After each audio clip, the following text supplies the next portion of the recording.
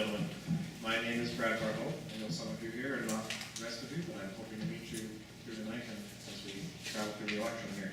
And I'm running to be one of your councillors in Portland District.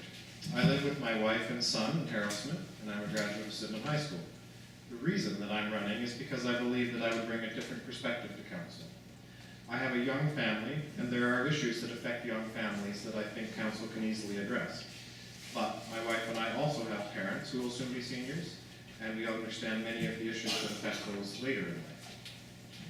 Have any of you tried to cross 38, road or highway, whatever you want to call it, in Harrowsmith with a child in tow, going to the park, or going to get your mail for that matter, at 5 o'clock on a weekday? Don't. It separates the quick from the dead.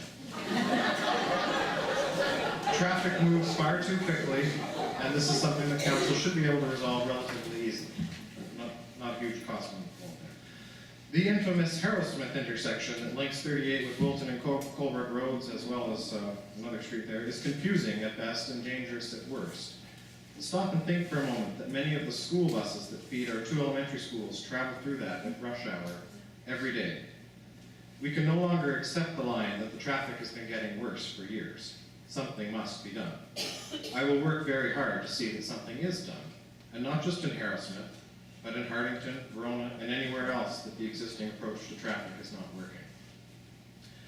A couple of years ago, at age 90, my grandmother moved in with us as she didn't feel she was able to live on her own any longer. Southern Frontenac Community Services did a wonderful job of assisting her, and I can't say enough good things about them.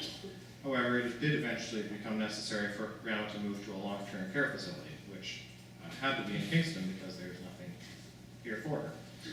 So I suspect that many of you have similar stories about loved ones who've spent their entire lives here contributing to the community, but if it does become necessary to move to a long-term care facility, there is nothing here and you have to go somewhere else.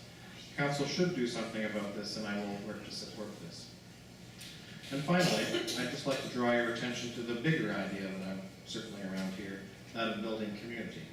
A community that cares about young people, their families, and seniors. A community where we value our neighbors and feel safe crossing the street to meet them. A community where people choose and want to live.